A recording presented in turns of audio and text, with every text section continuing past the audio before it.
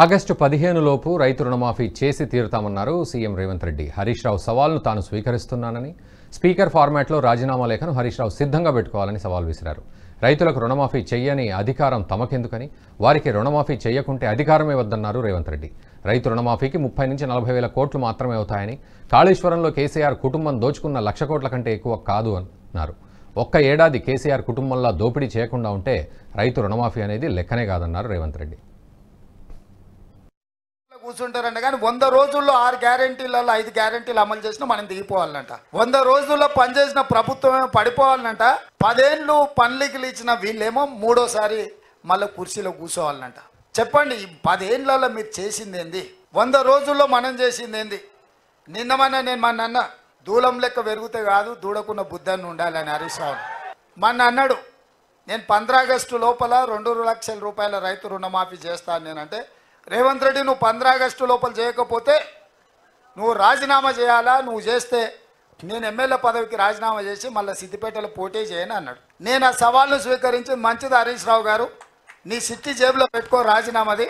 15 August తర్వాత సిద్దిపేటకు నీ శని వదులుతుంది, చింతమాడికలో పోయి చింతశెట్టు కింద వండుకో అని చెప్పిన. ఇవాళేమంటుండే అమరవీరుల స్తూపం దగ్గరకు పోయి, దాన్ని కూడా ఆయనకి ఎప్పుడు మోసం చేయాలనిపిస్తే ఆ మోసానికి ముసుగు అమరవీరుల స్తూపం, దాన్ని వెనకాల దాచుకొని అబద్ధాలు చెప్తాడు. ఇన్ని రోజులు ఎప్పుడైనా అమరవీరుల స్తూపం కాడిపోయిందా?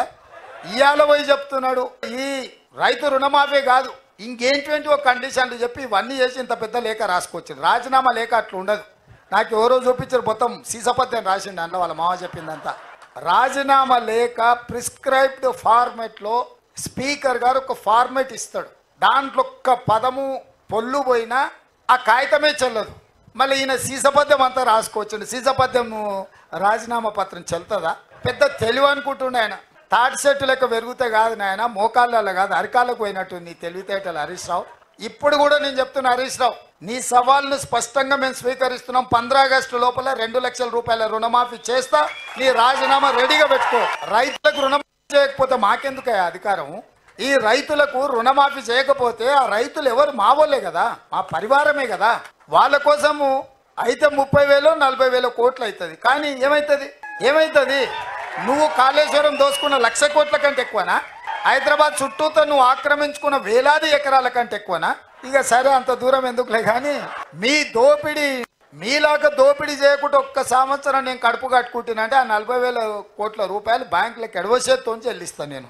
అందుకే మీకు అందరికీ మీ ద్వారా తెలంగాణ ప్రజలకు తెలవాలి, 15 ఆగస్టు లోపల 2 లక్షల రైతుల రుణమాఫీ చేసే బాధ్యత మన ప్రభుత్వాన్ని స్పష్టంగా ప్రజలకు చెప్పండి. రెండవది, బీజేపీ గెలుస్తే. ఈ వీడియో మీకు నచ్చినట్టయితే లైక్ చేయండి, 10 మందికి షేర్ చేయండి. అలాగే కామెంట్ల రూపంలో మీ అభిప్రాయాలను మాతో పంచుకోండి. Nationalist hub group of channels ను సబ్స్క్రైబ్ చేసుకుని తెలుగునాట జాతీయవాద జర్నలిజాన్ని ప్రోత్సహించండి. ఈ వీడియో కింద ఉన్న బెల్ ఐకాన్ పై క్లిక్ చేయడం మర్చిపోవద్దు.